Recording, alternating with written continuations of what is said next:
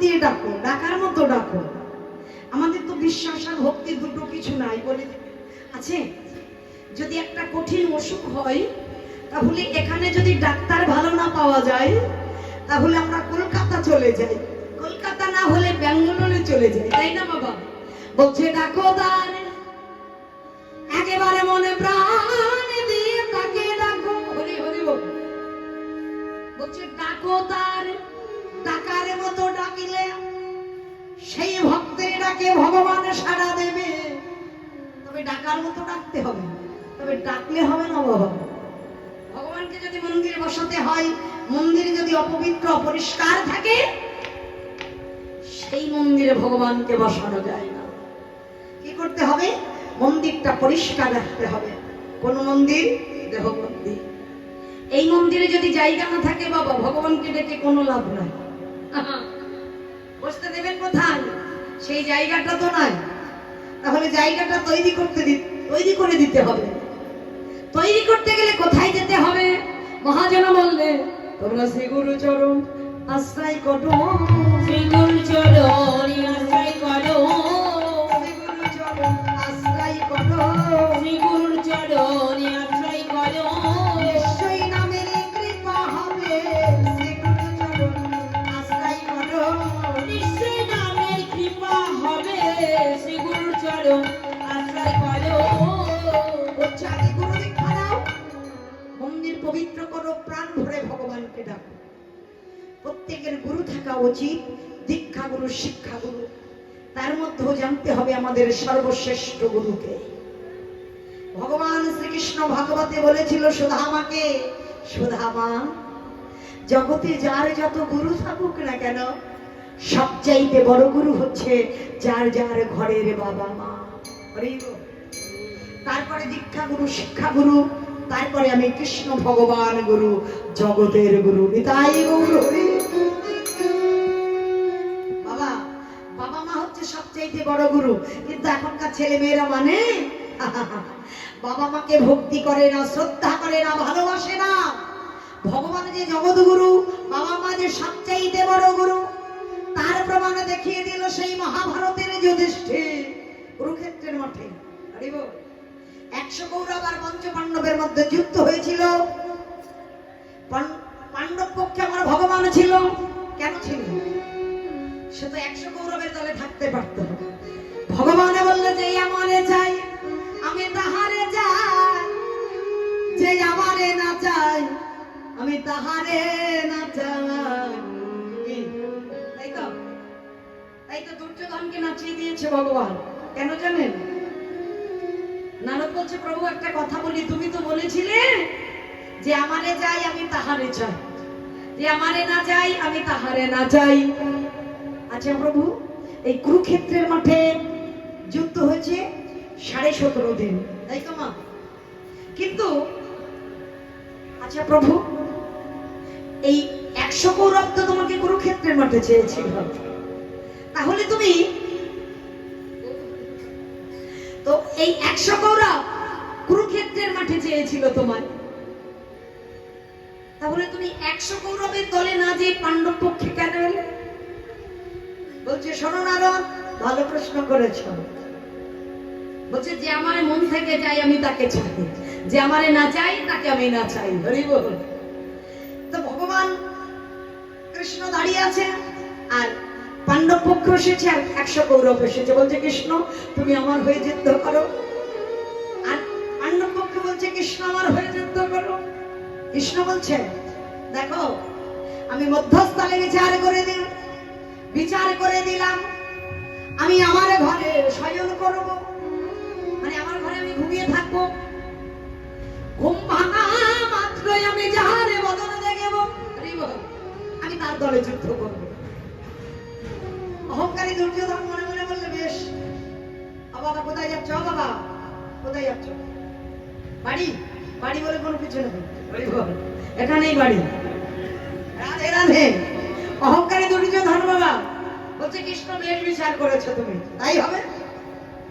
যখন আমরা ঘুমিয়ে থাকি বাবা, যখন ঠাকুরের দিকে আমরা চরণ দিয়ে ঘুমাই, আমরা মনে মনে আমাদের বিবেকটা বলে না অপরাধ হবে, কিন্তু ভগবান বললে আমার হতে নামে বড়, নামের চাইতে ভক্ত বড়, ভক্তের চাইতে ভক্তির পদরজ বড়। হরি বল। ভগবান তার প্রমাণ দিয়ে গেছে বাবা। এইবার ভগবান নারদ বলছে, প্রভু সত্যি করে বলো তো তুমি আসলে কি ঘুমিয়েছিলে? আসলে কি ঘুমিয়েছিলে? বলছে ভগবান যদি ঘুমিয়ে যায় বাবা, বিশ্ব জগৎ তো ঘুমিয়ে যাবে। ভগবান তো ঘুমিয়ে গেলে বিশ্ব জগৎ ঘুমিয়ে যাবে। আসতে এইবার ভগবান ছলা করে আছে, আগে ভাগে দুর্যোধন অহংকারী তো, আরে আগে ভাগে এসেছে কৃষ্ণের ঘরে এসে মনে মনে ভাবলে কোথায় বসি কোথায় বসি। এইবার ভগবান যে শয়ন করে আছে, আমার ভগবানের মাথার দিকে যে সিংহাসনে আছে, ওই অহংকারী দুর্যোধন যে আমার ভগবানের সিংহাসনে বসেছে। হরি বল, হরি বল, হরি বল। এই হচ্ছে লীলা। বলছে ভগবানের সিংহাসনে যাইয়ে বসেছে, ভগবান ঘুমিয়ে আছে, আর মাথার দিকে যে সিংহাসন আছে না, সেই সিংহাসনে অহংকারী দুর্যোধন বসেছে। এইবার অর্জুন যাইয়ে দেখিল কৃষ্ণের ঘরে ওই অহংকারী দুর্যোধন মাথার কাছে বসে আছে, অহংকারী দুর্যোধন। আমি অর্জুনে যাইয়ে আমার গোবিন্দ চরণ জড়াইয়ে ধরে বলছে, কৃষ্ণ রে, আমি জানি তুই আমার হয়ে যুদ্ধ করবে না,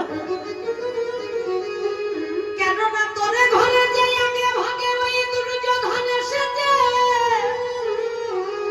তাই অর্জুন আমার গোবিন্দ চরণ দুটো জড়াইয়ে ধরে আমাকে নয়নের জলে বলছে, কৃষ্ণ তুই আমার হয়ে যুদ্ধ করিস বা না করিস, তবে আমার কোনো দুঃখ নাই রে কৃষ্ণ, তবে একটাই বাসনায় আমার, রে কৃষ্ণ যেন তোর চরণ ছাড়া আমায় করিস না রে চরণ ছাড়া যেন করিস না রে। বলে তোর ওই চাহা ওই চরণে এই মিনতি, চরণ ছাড়া যেন আমায় করিস না রে। তোরি ওই বিদায় গৌর হরি বল। চরণে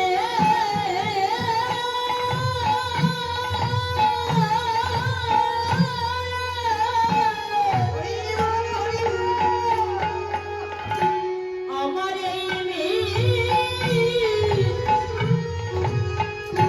আমার এই মিনতি,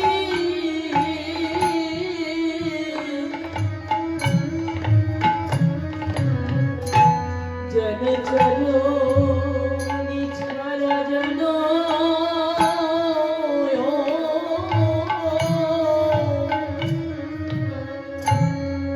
ও করিস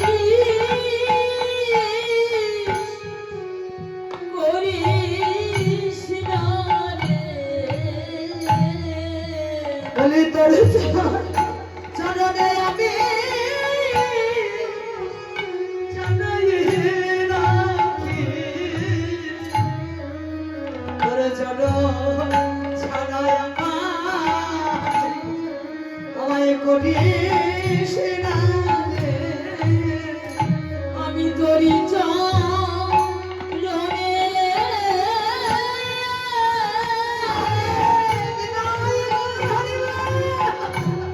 আমি জানাই রাখি, হরে কৃষ্ণ। আমার চরণ ছাড়া যেন করি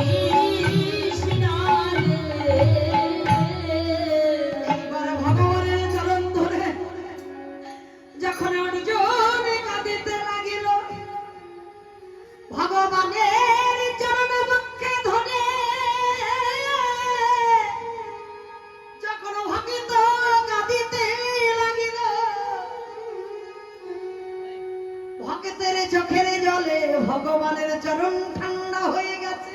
আরে যেই শীতল হয়ে গেছে, আহা, যেই চরণ নয়নের জল চরণে পড়েছে, ভক্তের নয়নের জল ভগবানের চরণ ধৌত করে দিয়েছে। সঙ্গে সঙ্গে ভগবান উঠে নয়নে মেলে আমার এই অর্জুনকে দেখো, পক্ষে জড়াইয়ে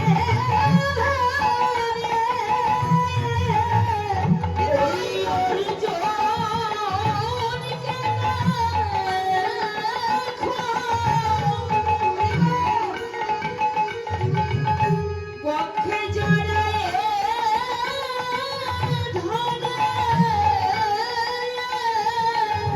বলে ভক্তের ভগবান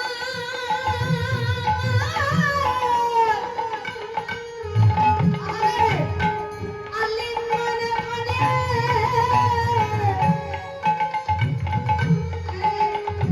দেখো ভগবান দেখো ভক্তকে জানায়ে আরে ভক্ত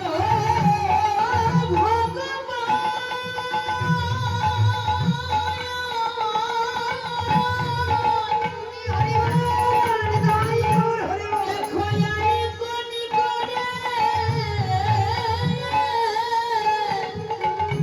আরে ভগবান ভক্তে জড়ায়ে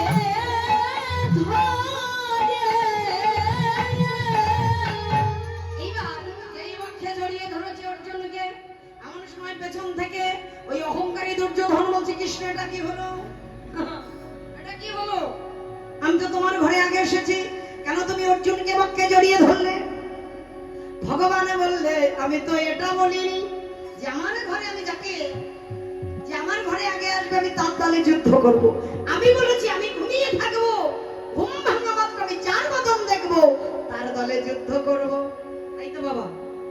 তাহলে আমরা যখন ঘুমিয়ে থাকি, একবার বলো তো বাবা, ঘুম ভাঙা মাত্র মানে ঘুম ভেঙে গেলে আমরা কোন দিকে তাকাই? সামনের দিকে, তাই না? তাহলে পেছন দিকে তো তাকাবো না। তো অহংকারী দুর্যোধন বসে আছে কোথায়? পেছন দিকে, মাথার পেছন দিকে। আর অর্জুন বসে আছে চরণ তলে। তাহলে ভগবান কোন দিকে তাকাবে? সামনের দিকে। দেখবে যারা প্রকৃত ভক্ত, যেদিকে যে পালঙ্কে ঘুমায় বাবা, যারা প্রকৃত ভক্ত, যারা বোঝে, তারা দেখবে ওই চরণের দিকে একটা বড় করে আমার গোবিন্দ ছবি টানিয়ে রাখে। কেন? বলছে সকালে বেলা ঘুম থেকেই উঠে তুমি কারো বদন দর্শন করবে না, যদি তোমার গোবিন্দের বদন দর্শন করে যদি একেবারে ঘরের বাইরে হতে পারো প্রভাত কালে, তাহলে নিষিদ্ধ মারে যেমনই যাক, বলে দিদি তো তোমার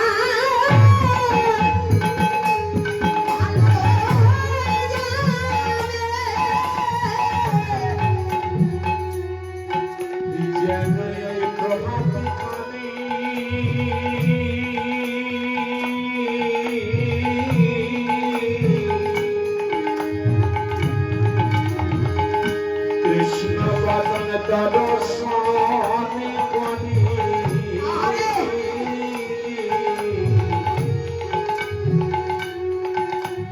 তোমার বৃন্দ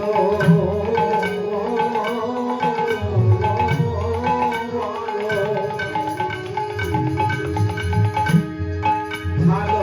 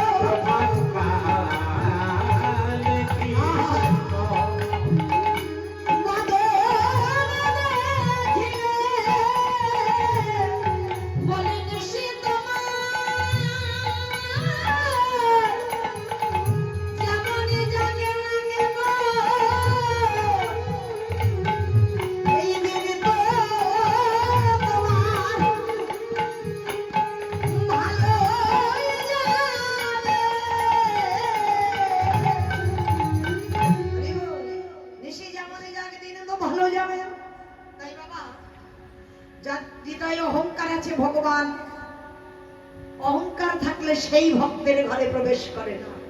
ভক্তি আর বিশ্বাস যেখানে ভগবান বললে সেখানে আমি, যদি তাই গৌর হরিব। কেন বাবা বিশ্বাস ভক্তি? তুমি ভগবান কখনো বলেনি তুমি আমার জন্য রাজভোগ দাও, তাই না?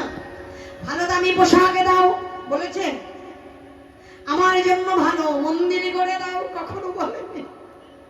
ভগবান নিজের বদনে বললেন, হে কলিযুগের তোমরা যদি আমার সেবা দেবার মতো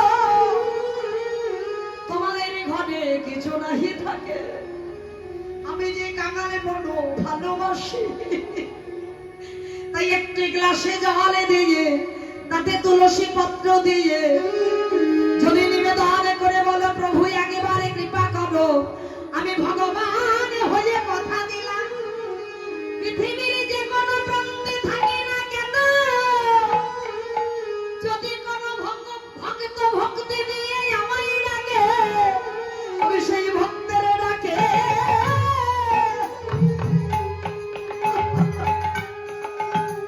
ছুটে আসি। আমি সেই ভক্তের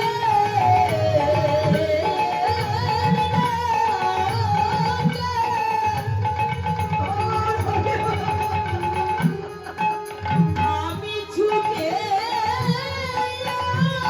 আসি। আমি ভগবান হয়ে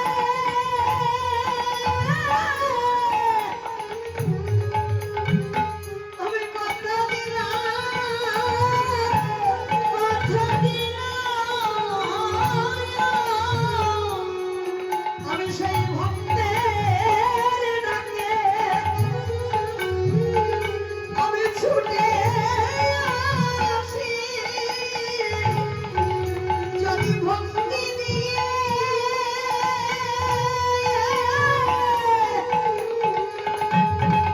আমায় ডাকে, আমি সেই ভক্তের ডাকে আমি ছুটে আসি। তাই আজ ভোগে লাগে না, ভক্তি চাই। তাই তো শাস্ত্রে বলছে ভক্তি যার ভগবান তার, সর্বশাস্ত্রে কয় ভক্তি যারে নাই কৃষ্ণ দেখিলে তার কি ভয় আসলে যায়। হরি হরি বল। তাই বাবা অহংকার থাকলে 100 ছেলে ছিল গান্ধারীর, কোনো গুরুপদে ভক্তি ছিল না, তাই তারা পরাজিত হলো। পাণ্ডব পক্ষ যুধিষ্ঠির গান্ধারীর চরণ ধরে মস্তকে নিয়ে যুদ্ধে চলল। তাই গৌর হরি, গুরুপদে ভক্তি ছিল তাই পাণ্ডব পক্ষ জয়ী হলো। তাই গৌর হরি একদিকে লীলা করছে আর একদিকে কলিযুগকে শিক্ষা দিচ্ছে।